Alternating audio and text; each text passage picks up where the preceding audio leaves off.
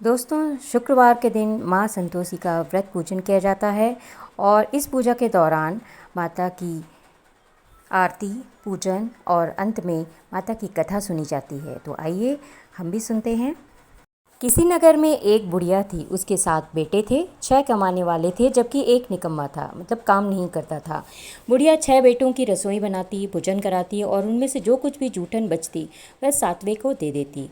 एक दिन वह अपनी पत्नी से बोला कि देखो मेरी माँ को मुझ पर कितना स्नेह है, कितना प्रेम है।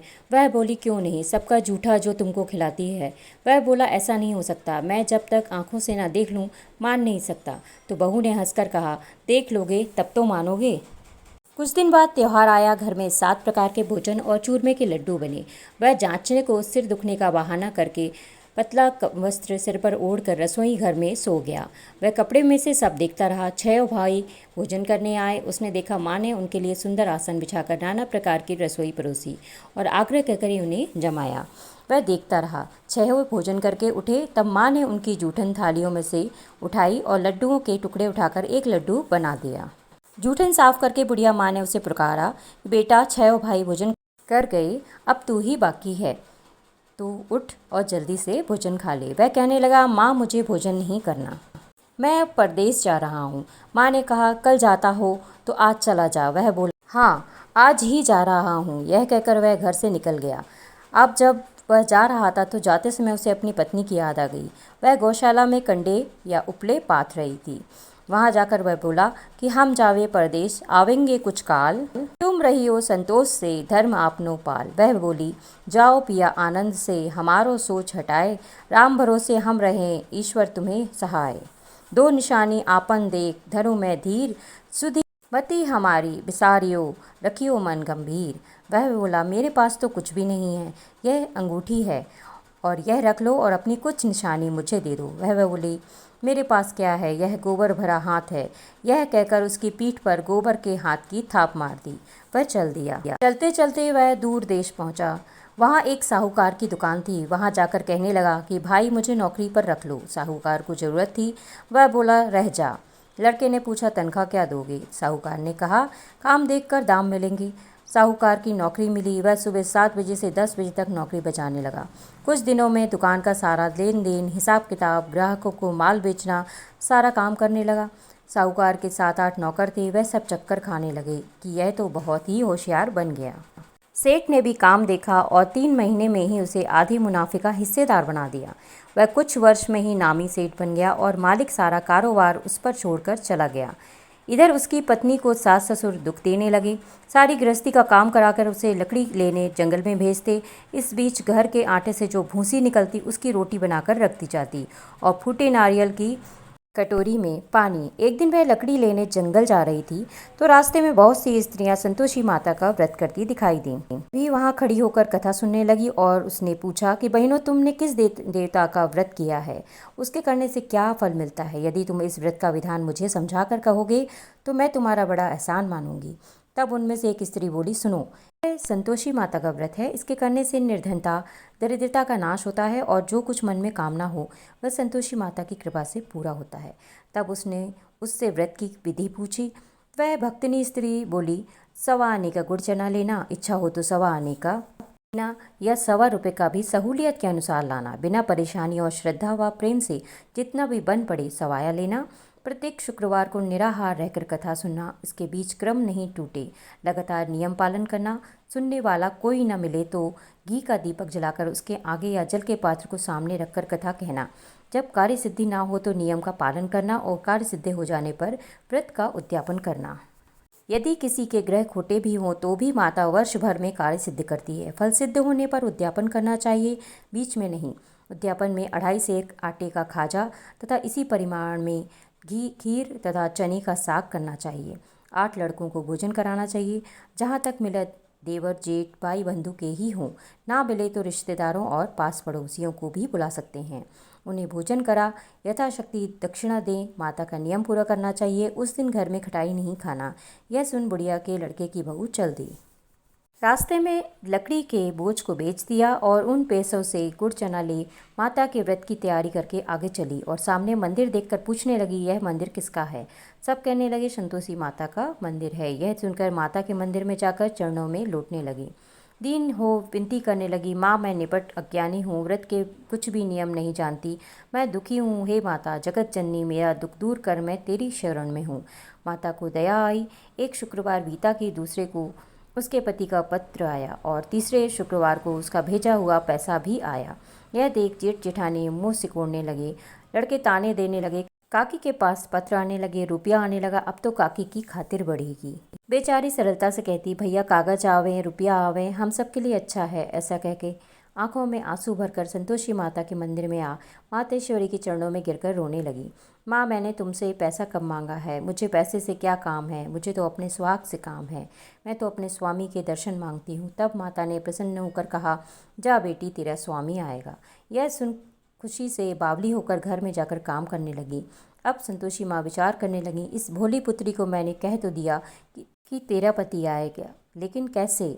वह तो इसे स्वप्न में भी याद नहीं करता, उसे याद दिलाने को मुझे ही जाना पड़ेगा। इस तरह माता जी बुढ़िया के बेटे के पास जाकर स्वप्न में प्रकट होकर कहने लगी, साहूकार के बेटे सो रहा है या जागता है? वह कहने लगा, माता सोता भी नहीं जागता भी नहीं, कहो क्या आज्ञा है। माँ कहने लगी, तेरे घर बार कुछ है कि नहीं? वह बोला, मेरे पास सब कुछ है, माँ बाप हैं, बहू है, क्या कमी है? माँ बोली, भोले पुत्र तेरी बहू घोर कष्ट उठा रही है, तेरे माँ बाप उसे परेशानी दे रहे हैं, वह तेरे लिए तरस रही है, तू उसकी सुध ले। वह बोला, हाँ माता जी यह तो मालूम है, परंतु जाऊँ तो कैसे? परदेश की बात है, लेन देन का कोई हिसाब नहीं, कोई जाने का रास्ता नहीं आता, कैसे चला जाऊँ? माँ कहने लगी, मेरी बात मान, सवेरे नहा धोकर संतोषी माता का नाम ले, घी का दीपक जला दंडवत कर दुकान पर जा बैठना। देखते देखते तेरा लेन देन सब चुक जाएगा, जमा माल बिक जाएगा, सांझ होते होते धन का ढेर लग जाएगा।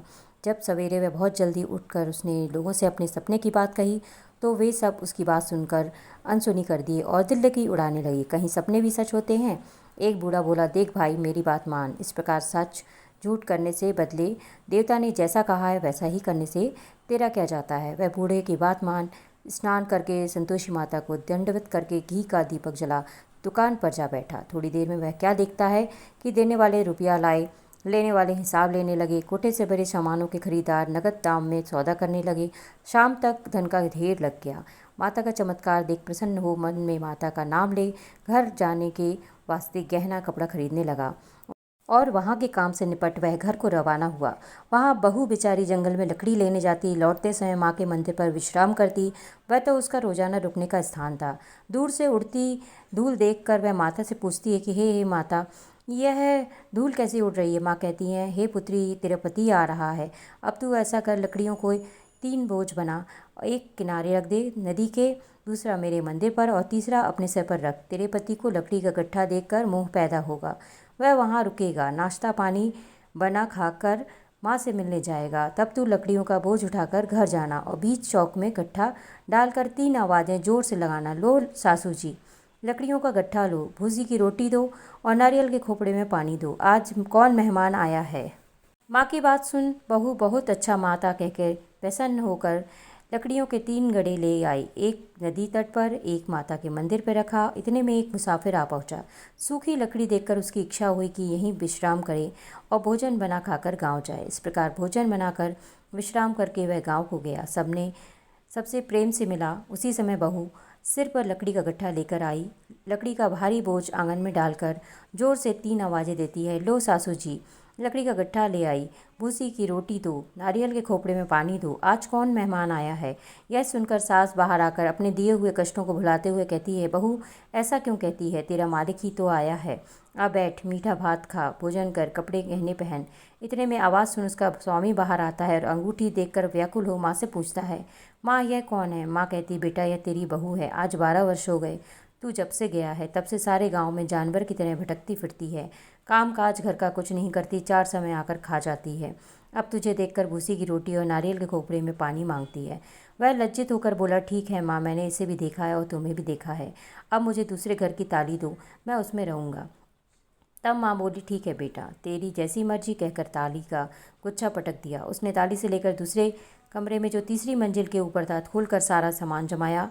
एक दिन में वह राजा के महल के जैसा ठाट बाट बन गया। अब क्या था, वे दोनों सुखपूर्वक रहने लगे। इतने में अगला शुक्रवार आया। बहू ने अपने पति से कहा, मुझे माता का उद्यापन करना है। पति बोला, बहुत अच्छा, खुशी से करो। वह तुरंत ही उद्यापन की तैयारी करने लगी।